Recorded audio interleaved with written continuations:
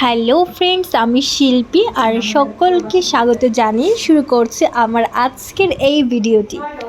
তো বন্ধুরা, আমরা সকলে কিন্তু চিকেন বিরিয়ানি, মাটন বিরিয়ানি খেতে খুবই ভালোবাসি।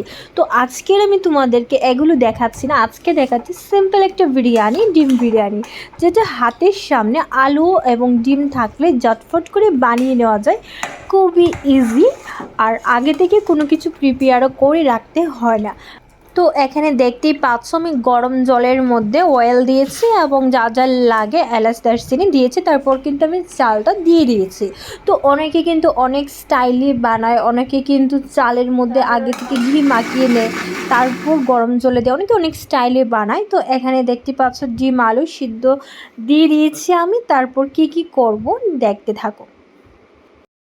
তো এখানে যা যা লাগে আমি রেডি করে নিয়েছি, টমেটো, আলু, পেঁয়াজ, কাঁচা লঙ্কা, রসুন, আদা সবগুলো। তো এখানে কাজু বাদাম দেখতে পাচ্ছ, আমি কাজু বাদাম এবং বাদাম ভেজে নিচ্ছি, হালকা করে ভেজে নিতে হবে। তারপর নামিয়ে কিন্তু পেঁয়াজটাও আমি ভালো করে ভেজে নিচ্ছি। তারপর এক এক করে যা যা মশলা আছে ওইগুলো আমি এটাতে অ্যাড করব।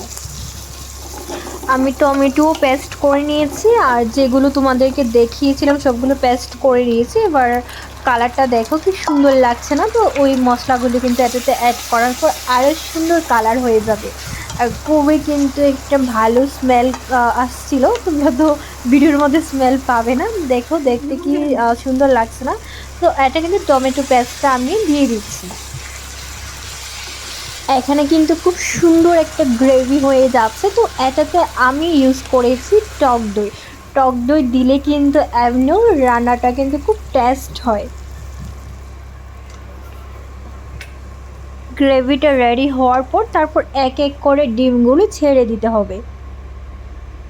আমার ভিডিওটা কিন্তু বাংলাদেশ থেকে অনেকে দেখতে পাচ্ছ আমি জানি। তো যারা যারা দেখতে পাচ্ছ বন্ধুরা, এমনভাবে কিন্তু সাপোর্ট করবে এবং পাশে থাকবে।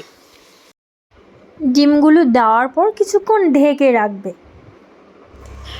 বন্ধুরা, তোমরা দেখতেই পাচ্ছ এদিকে কিন্তু আমি জল ঝরিয়ে নিয়েছি, আর দেখতে কিন্তু খুবই ঝরঝরা লাগছে। তোমাদেরকে খেয়াল রাখতে হবে যেন বেশি সিদ্ধ না হয়, 60 to 70% সিদ্ধ করতে হবে। বেশি হলে কিন্তু একদম নরম হয়ে যাবে আর খেতে কিন্তু একদমই বাজে লাগবে। তো এখানে কিন্তু আমি দেখতেই পাচ্ছ গ্রেভিটা দিয়ে দিয়েছি এবং ভালো করে মিক্সড করে তারপর ঝটফট হয়ে যাবে বিরিয়ানি।